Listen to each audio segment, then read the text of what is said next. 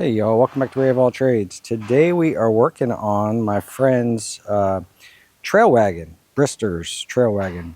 It's got a Honda motor in it. Looks like it says 310cc. Pretty cool looking little buggy. Got a dump bed on it. Trailer hitch. Tires look fantastic. He's been slowly restoring this thing. It's coming out really nice. It's got the cup holders, coffee for the driver and beer for the passenger. Looks like it's got a differential lock, 12-volt outlet, race, neutral, and forward. I mean, pretty cool little buggy. A lot of metal to it. Tailgate drops down. Let's see. Nice.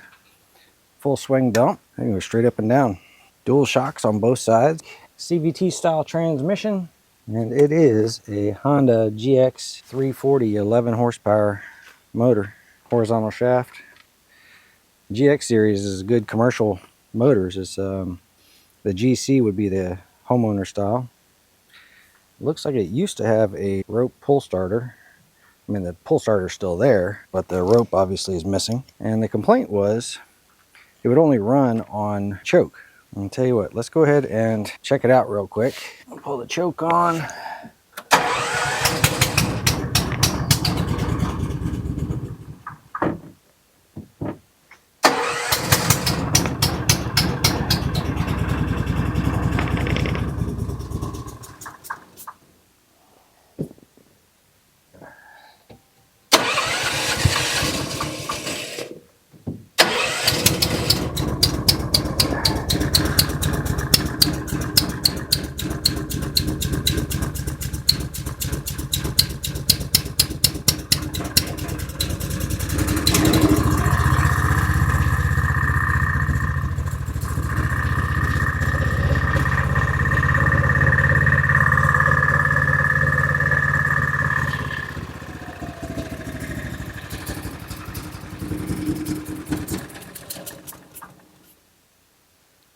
Yeah, she's struggling a little bit. I'm hearing a little bit of valve, sounds like valve tapping going on underneath the valve cover.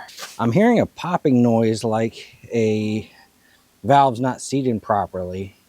And he did say that their carburetor needs to be changed out. And very likely we are going to be looking at potentially a motor rebuild, like new rings and stuff. This motor, fairly easy to come out. I say fairly easy to come out, but I'm gonna have to snake it through the pipes and stuff, and I think the muffler might be my biggest hurdle, but I believe I can just pull this right up out of here once I disconnect it from the transmission. I think I'd like to just get it on the bench, work on it from there, rather than trying to work on it in place here. That way both of us can see a lot better. We're gonna try to pull this motor from the top. Just so you know, there's a much easier way to work on this thing. That is, disconnect your 4 shocks back here. That would disconnect the swing arm from the frame itself. And then there's a bolt up front right there. And that would disconnect that entire motor from underside. You would have to disconnect your brake because it's mounted to the frame and it's going to start pulling on it. But you have plenty of room. And all you need is basically a cherry picker to hold up on the frame. And then you can work on it from there. I just want to see, for a couple of reasons. Number one, I want to leave it mostly together because I'm going to be waiting on parts for a little while. And I want to be able to move it around if I can. I also want to see how hard it is to pull it from the top for somebody that doesn't have the luxury of being able to disconnect the swing arm from the bottom. And basically that's called a swing arm. It attaches there and it's attached there because it has the ability of doing this while it's driving. Most motorcycles are set up that way, you know, in the ATV realm. Let me get the battery disconnected. I think I'm gonna have to pull the muffler off in order to do it this way, and I think I'm gonna have to pull off the air box, possibly the carburetor, and then we're gonna try to pull it out from the top. We're gonna start that way. I may end up having to pull that swing arm anyhow, but like I said, I'm gonna have to put it back together because I can't let it sit in too many pieces for any kind of length of time. So let me get the battery disconnected. Let's get this ground disconnected.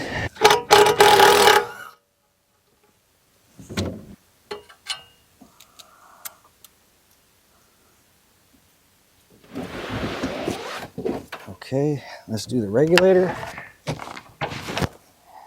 need to disconnect this. Leave that with the battery. Let me pinch off the fuel line. I'm gonna take off that box anyhow. Let me go ahead and pull that off too.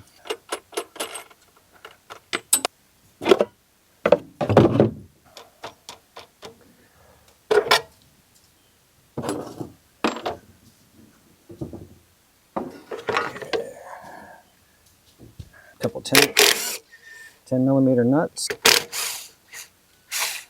and a 10 millimeter bolt.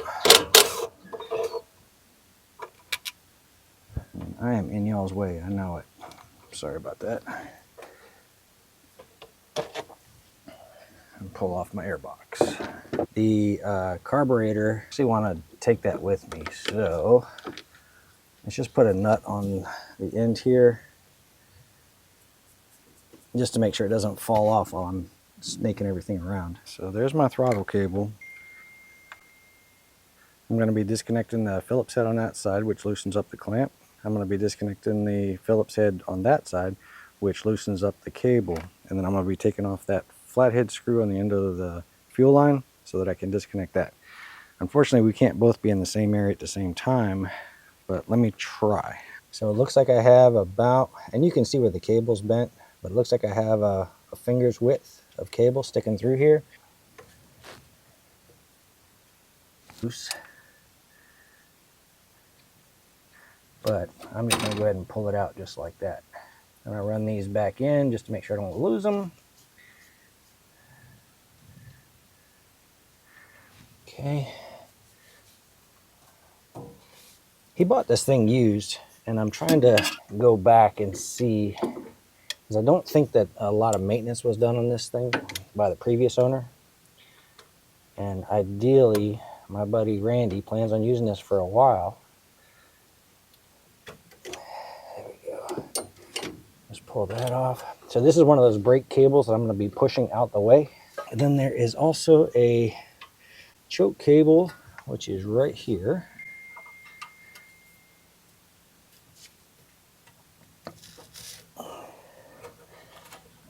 Go ahead and pull it loose. I'm sorry, this is the throttle. This was the choke? I guess this was. I apologize. This was the choke, and back here's the throttle cable. I had them backwards.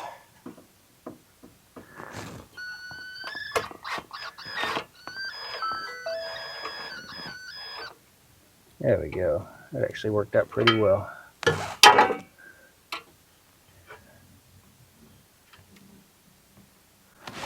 Looks kind of like that.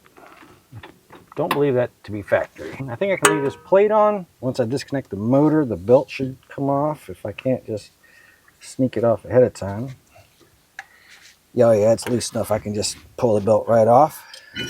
All right, so I got a 12 millimeter deep well socket on a 1/4 inch ratchet because these are all rusted up, and I want to make sure that they come loose without breaking.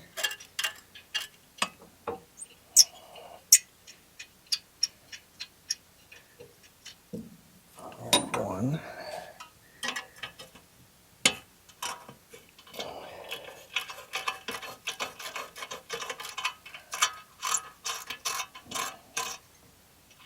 And there's number 2.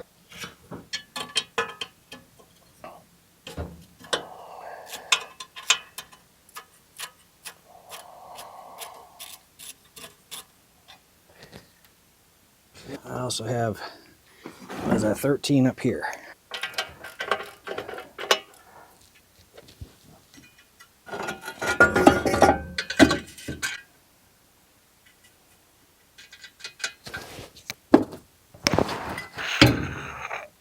I'm sure that I have a key switch to disconnect, but let's go ahead and get the motor loose and see what I have left. All right, a little bit bigger. Man, I have an assortment of tools. A Matco ratchet, a Mac socket, and the first extension I grabbed was Pittsburgh. So I like keeping an assortment on hand so that if I need to break something or modify a tool or whatever, I don't feel so bad.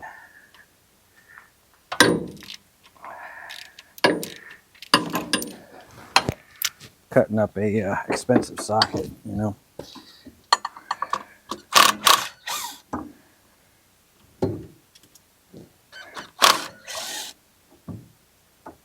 And they've all got a lifetime warranty, but there is a difference between the higher end tools and the cheaper tools. And it looks like the motor is just bolted to that plate on the bottom. So let me break those loose and get them out.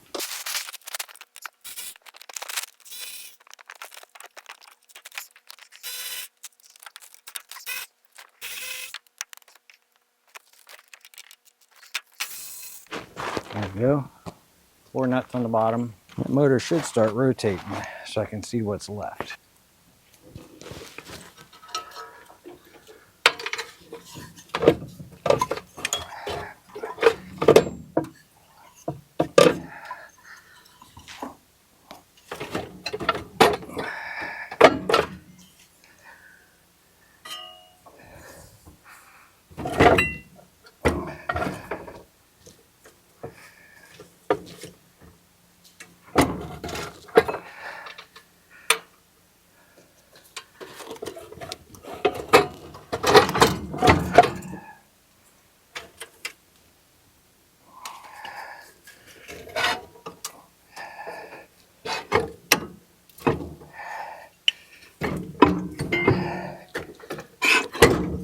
Draining the oil ahead of time would have probably been a good idea. So this is all going to come with it. So that ground needs to be split because one of them goes with it. One of them stays.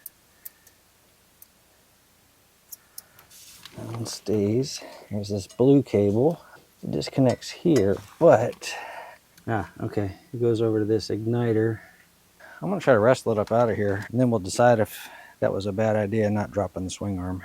Looks like some wires that went to the starter. See what we're going to do. We're going to tie wrap those together to make sure they go back the same way. Kind of wild. I've got starter and 2 fused wires that have 20 amp fuses in them coming off that side. All right, we're going to try this one more time.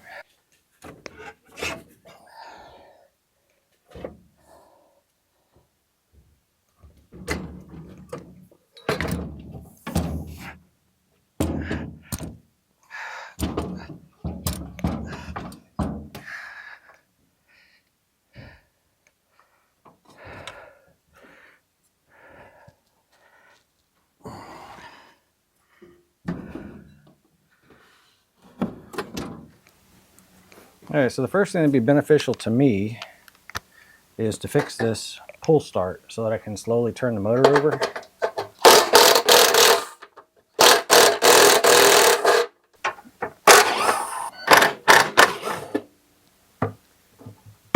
Let's see if I can get this.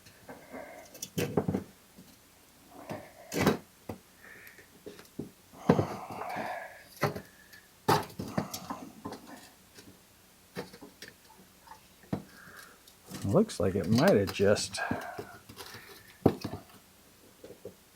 with any luck, it might have just come out.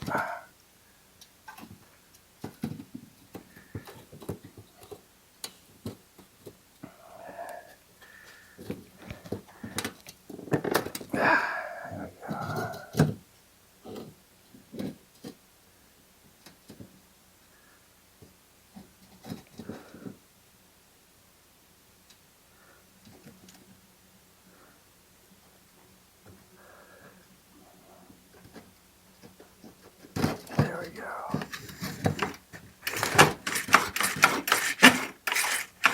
All right, really dirty, but let's put a handle on it and make it a little bit tighter. This rope is going to be too big for this handle, but I think we can make it work.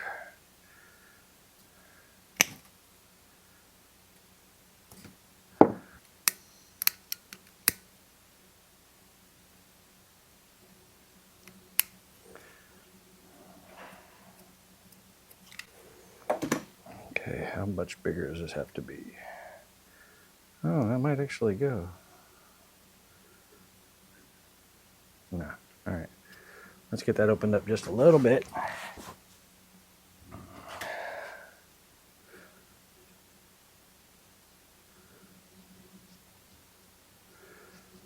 There we go. That'll do.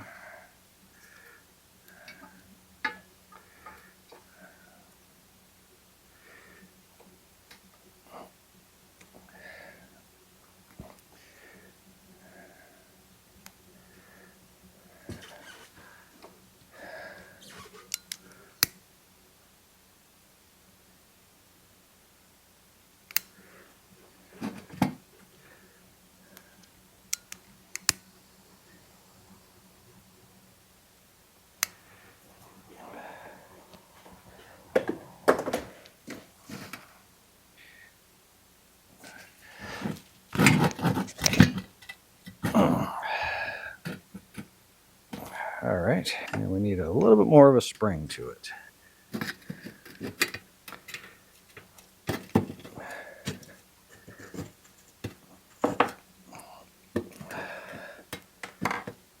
Hopefully this rope stays long enough.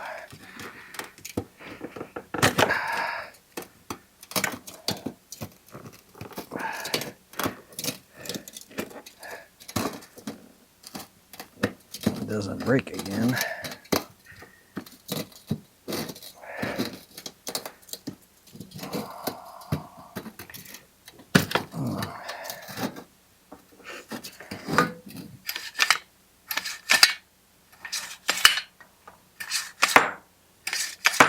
All right, as a backup, it'll work just fine. Okay. Let's put this back together.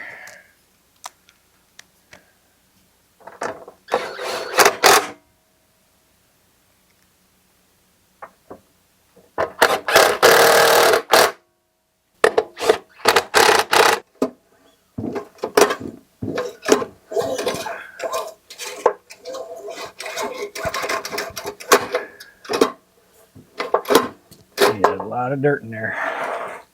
All right, let's get the spark plug pulled. Start checking this thing over.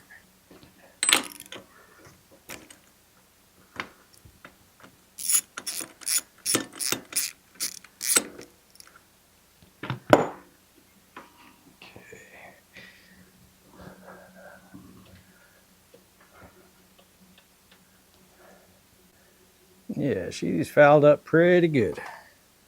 And it doesn't surprise me because it was having to run on choke only. Anyway, I don't know if that's dirt inside there. You guys see that? There's a little piece of debris. That might have been from when I was wrestling with it, but there was a little piece of debris between the electrode and the anode. I don't know. Anyway, between those two, which would have killed the spark. I don't think that was the case though, because it was running. So it was probably me.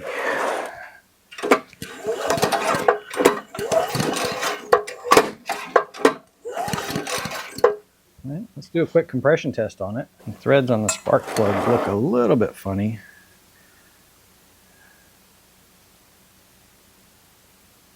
About halfway down, the threads look like they might have been buggered up a little bit. You guys see that? Let the 10th one down. Anyway, let's do a compression test. We'll try to pull it by hand. I might end up just jumping the starter though. I do not need to hold the throttle open because the carburetor is disconnected.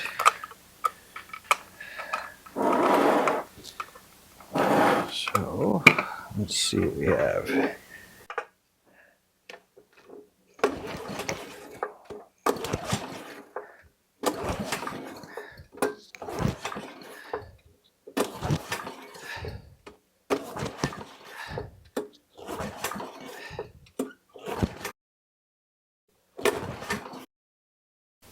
I mean, I'm trying, but I'm only getting 60 pounds of compression out of this thing.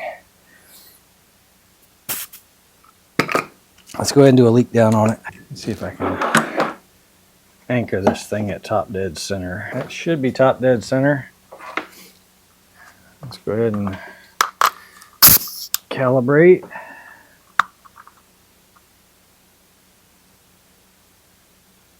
Right there is 0 and 100 pounds on this one.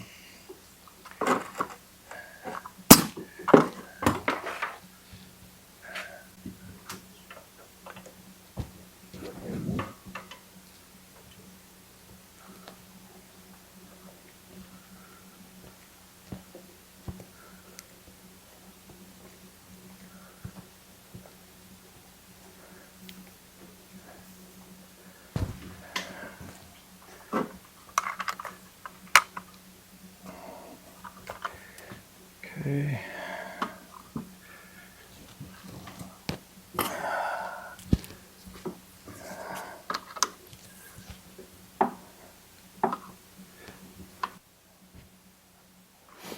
All right, y'all. Let's see, let's get calibrated. There. It's gonna hook up. I had a heck of a time getting top dead center. I ended up having to put a wrench on it to hold it in place. And I've got 85% leakage. And it is coming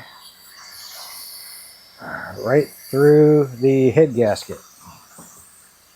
Kind of funny, Randy actually told me it was coming out of the head gasket, or he suspected it was coming out of the head gasket. I don't know how else to show you guys. Let's see.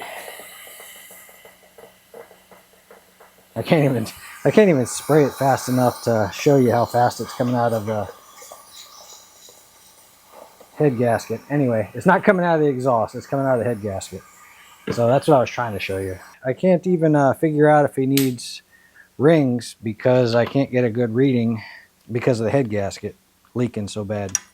So let's get the head pulled off of this thing, and we'll do our best after the head's off of it to try to figure out if it needs rings, because there's really no good way. I guess I could try to do a wet compression test, which you just put some oil in there, and if the pressure goes up, you would expect that the rings are the problem. My problem is I'm leaking out of the head gasket so bad that my readings most likely aren't going to change. And just to remove doubt, let's go ahead and spray a little bit of oil in there.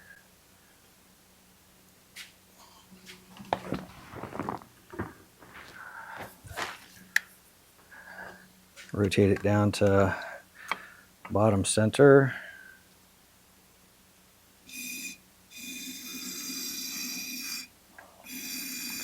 Supposed to use a thin weight oil. Anyway.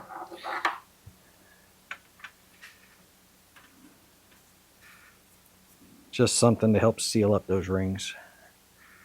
Let's see if our compression drastically changes.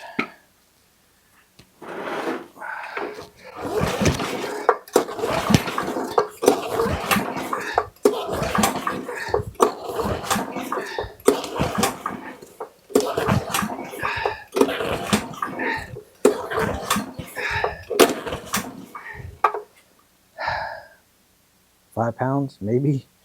Like I said, it's hard to tell because of the head gasket leaking. What I'm going to try to do is once the head's pulled off of it, I'll grab the piston and try to rock back and forth and see how much play is in there. It's not a great way to test, but I got a feeling we're going to be doing a full rebuild.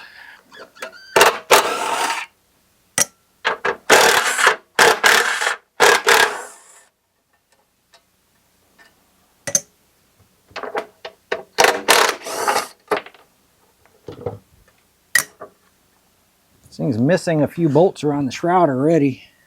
A little bit concerning. Missing 1, 2, 3. It only has the bottom 2.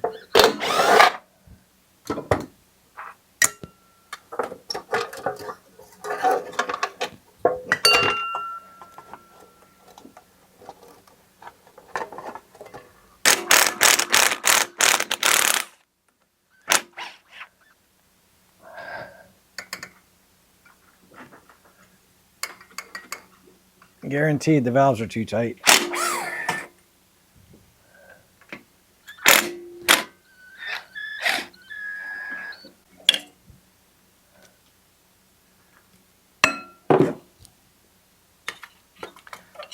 Let's take off my throttle. I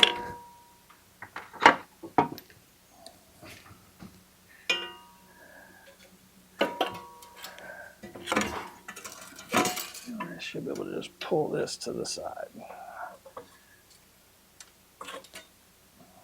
Okay.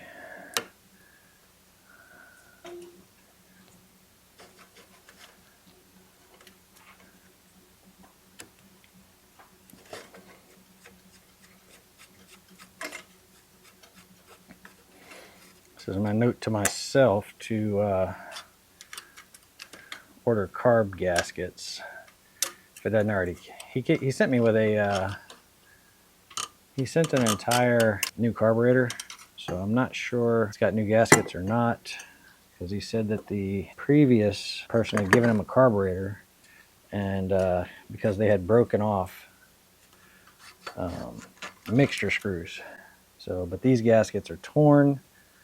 Could have been from me messing with it. Could have been from whoever was in here before me messing with it. But this right here would cause a lean condition. Let's get these bolts out of here and get the head pulled off. Tell you what, we might have a major problem. And it's because somebody siliconed or JB welded this right here. And we might have a major problem on our hands. So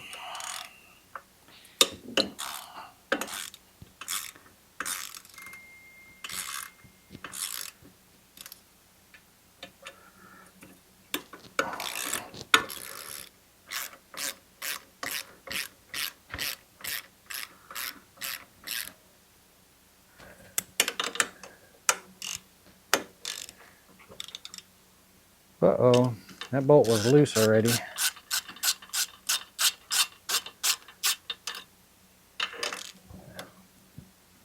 And that one was loose already too. Doggone it. All right. Like I said, we might have a major problem on our hands with this one.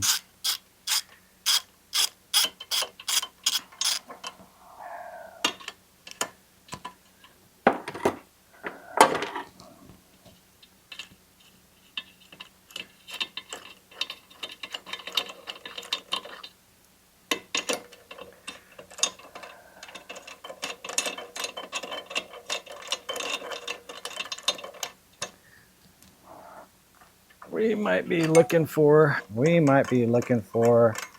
a new motor. Let's see what's going on with this block. So if we're looking for a new motor, what we're going to do is we're going to pull the drive gear off of this thing and measure the output shaft of the motor so that we can make sure that we get the right motor for it.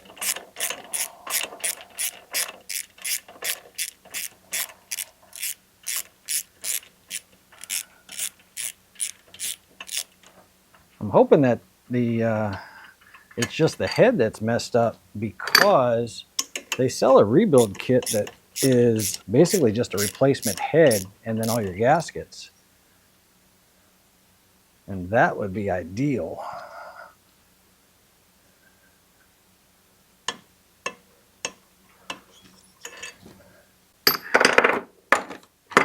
Is it all of them? I think it is. There is, right in there where that head gasket's blown out, is a whole bunch of JB weld that somebody attempted to repair.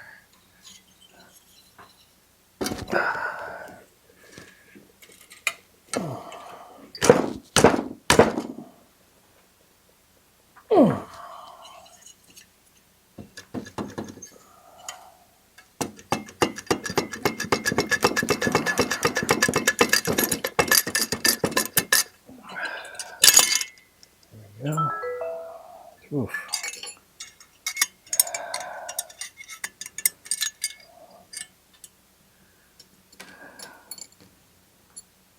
This is where it was burning through. And it actually was starting to burn through over here too.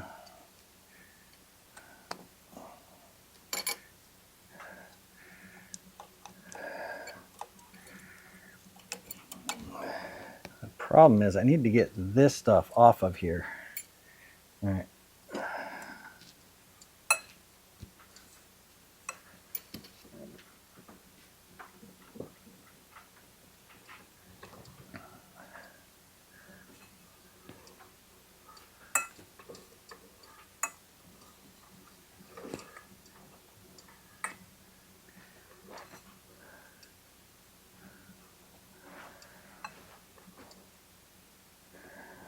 Yeah. Tell you what, I really think I would like to change the rings in this thing, because what I'm noticing, a lot of times you will see that when you run a piston up and down, you know what I mean, and you've got oil and stuff, you will see it like scrape all that and come back, and this is just staying saturated. And I really think that the rings are probably shot in this thing.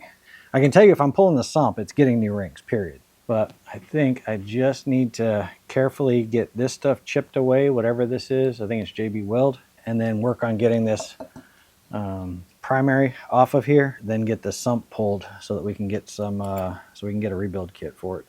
All right, block up the oil passages and put the piston up at the top. And let's gingerly try to take this off.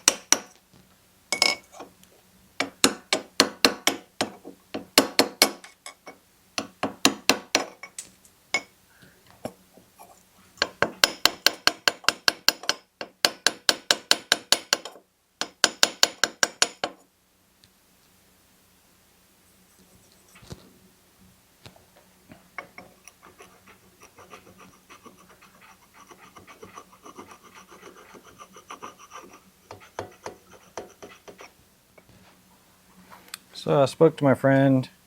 He said, go ahead and change the rings in this thing. And I think I would agree with him. It's probably the smartest decision to do on it.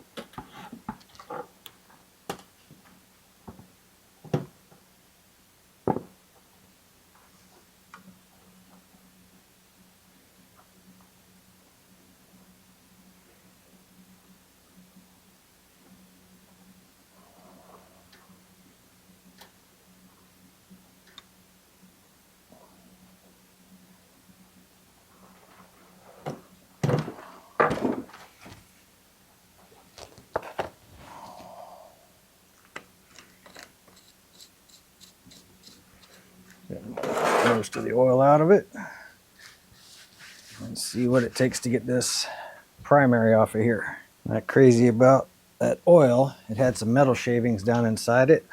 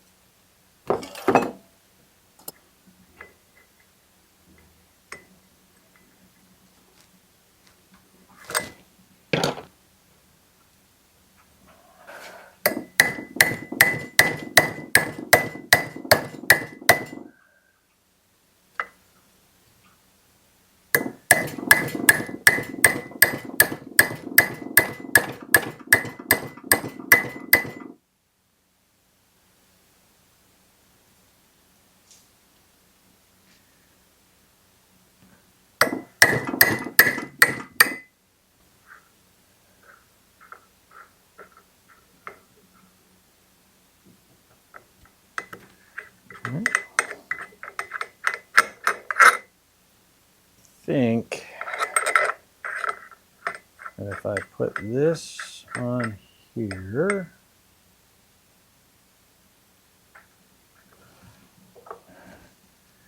and use this as my pulling surface,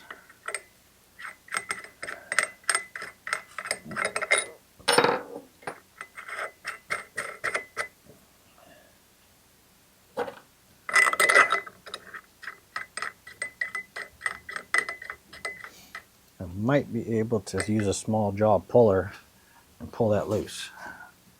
Yeah, I think that'll work. Let me get a sacrificial nut for it. All right, so I'm going to put a sacrificial nut on the end of here just to help protect the head of that.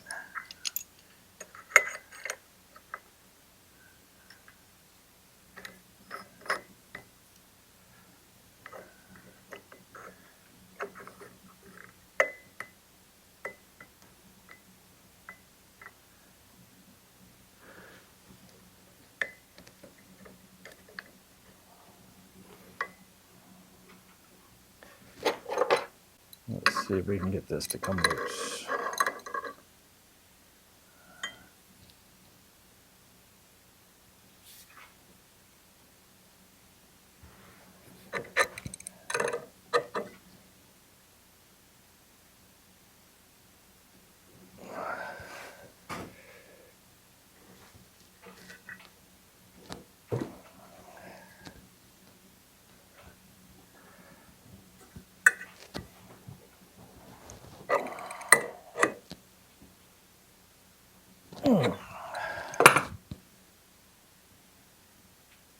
Let's give it a quick little jolt. That do it.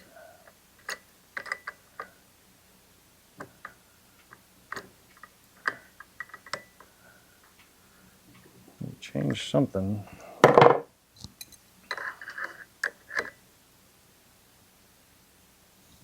There we go.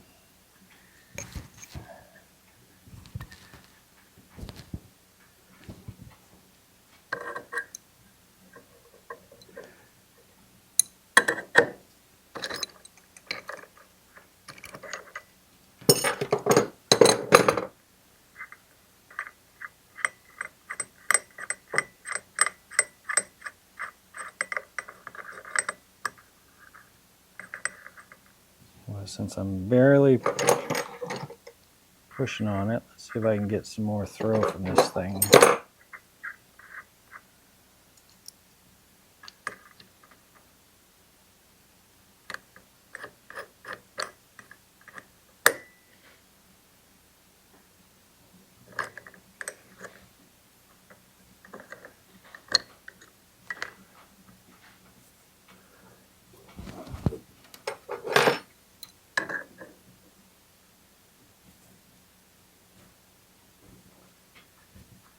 There we go.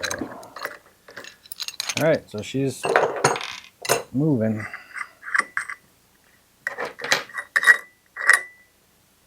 Get that out. And that out.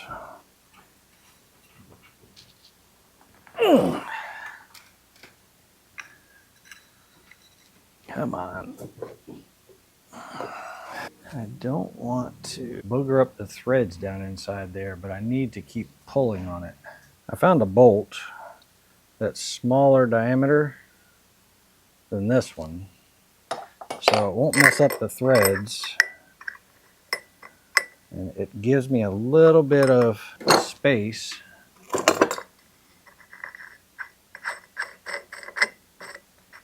to work off of, as long as that doesn't slip.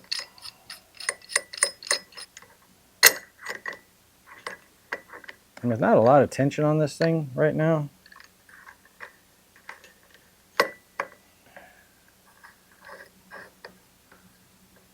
I just don't want to go too aggressive with prying and pounding on anything. I may have to drill a small divot on the end of this bolt, though, to keep the puller in line.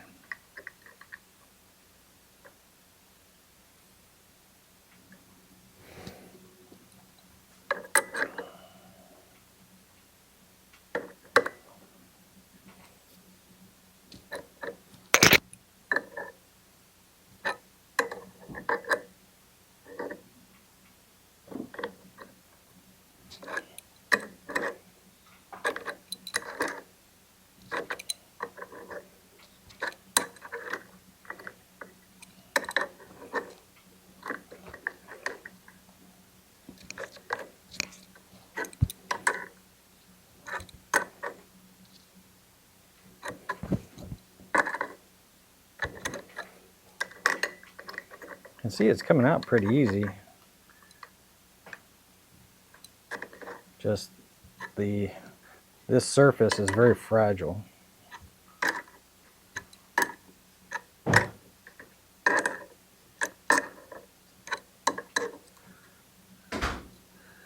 Well, it looks like I reached the end of the bolt on that one too.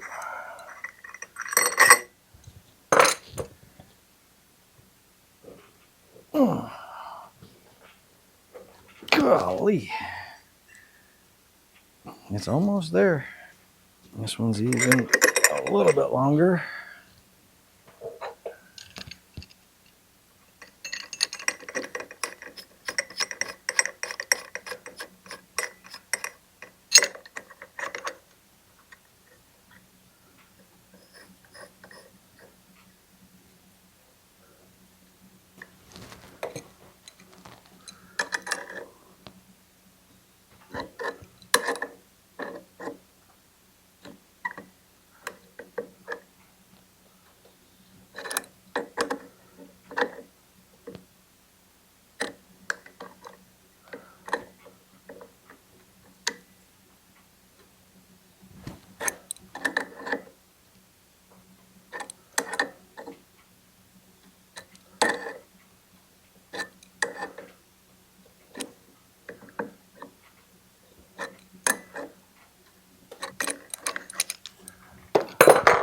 Okay, is that enough?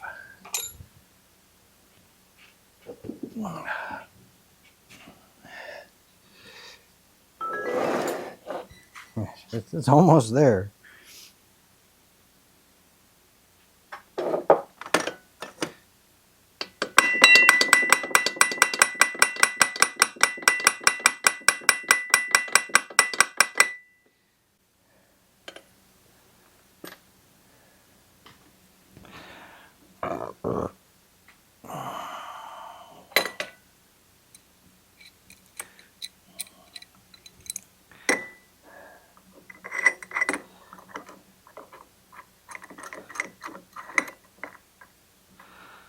Okay, tell you what.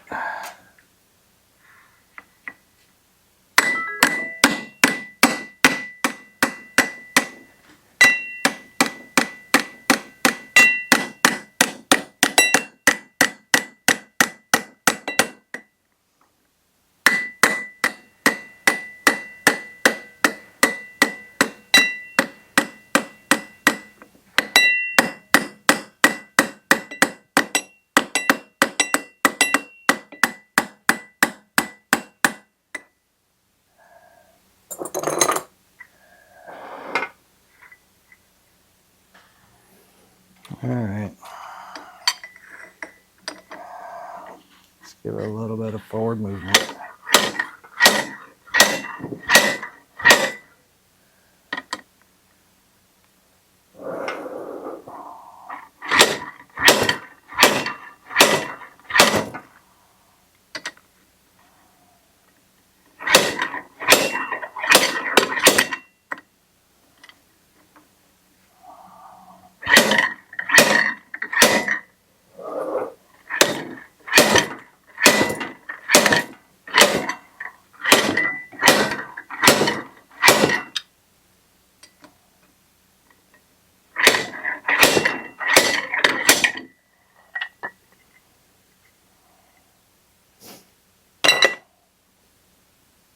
Looks like the keyway is below the output shaft gasket.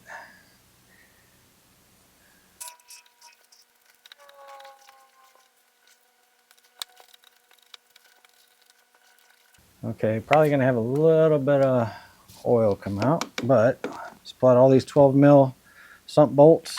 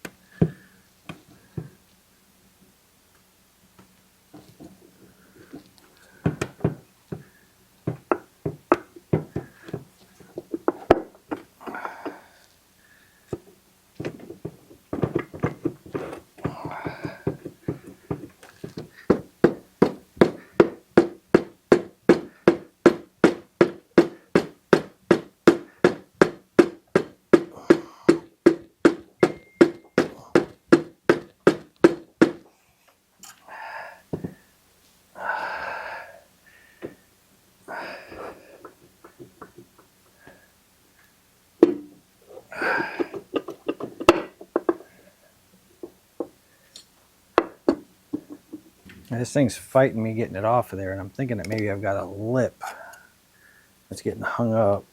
So let's see if we can get this seal pulled off of here.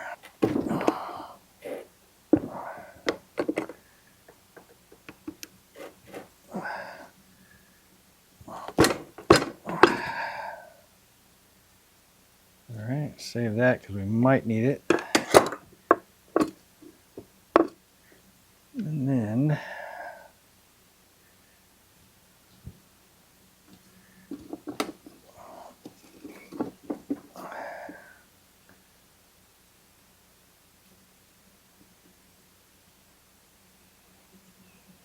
let's see if I can get some of this rust off of here. See if that did it.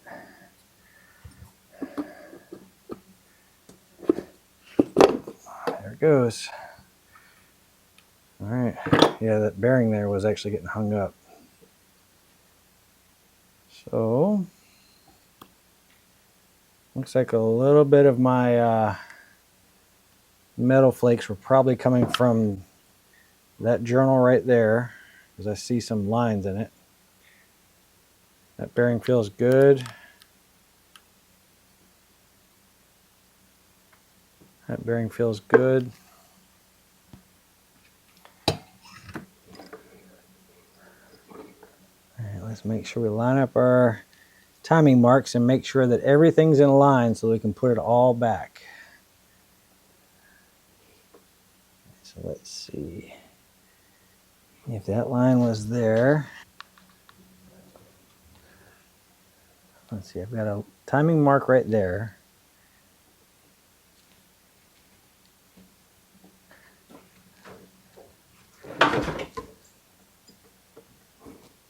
It does not line up with that. However, one more revolution. Okay. All right, so that timing mark lines up with that one. Let's see if we can find this timing mark.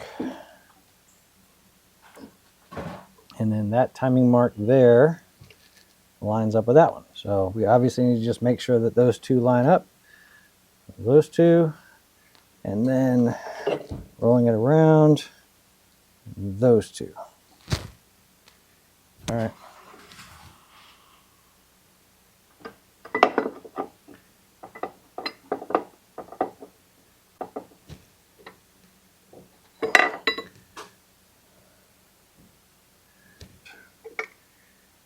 And then the camshaft.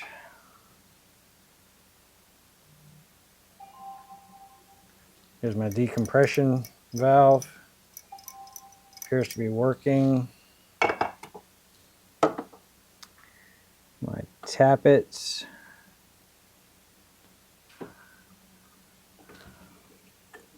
Let's see, we're gonna move them like that. And then this one's on this side. Okay, here's my oil slinger. And we need to pull off these two bolts. The bottom of the connecting rod out, and then once the bottom of the connecting rod's out, we can pull the piston out and check the rings. So the oil slinger is here.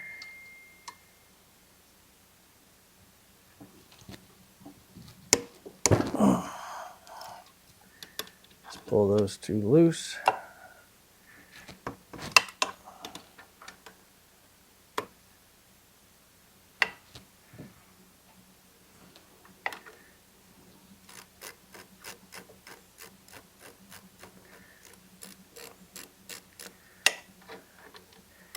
Here's the thing, on a pressurized system, there'll be an oil pump. When it's a non-pressurized system, there's this thing in here called an oil slinger. It's just a piece of metal that sticks down into the oil. And as the motor's spinning, it just grabs that oil and just throws it around the engine.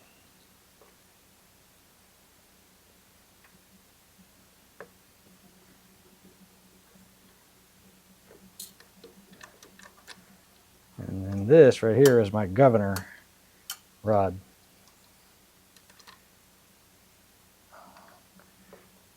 which was that white piece of plastic you saw me messing with earlier. Okay. I like keeping the bolts together. So here's your bottom bearing. It looks like it's in decent shape. And then rotate the crankshaft to push the piston all the way up to the highest spot. And then rotate your crankshaft out of the way. Okay. Once it's out of the way, you should be able to push the piston up out. So a little bit of wear there, a little bit of wear there.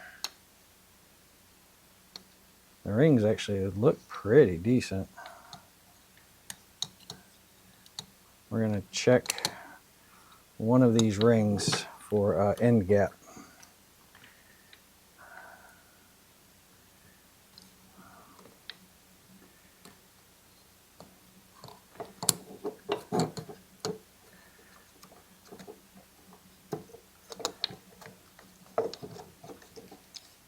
And just pull the ring out.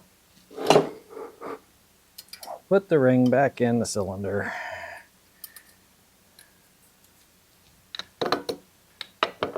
And set it down so that it's flat. And we're going to use a feeler gauge to measure that gap that's right there.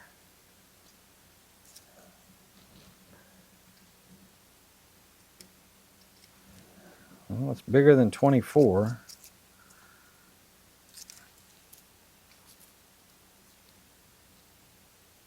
Bigger than 25.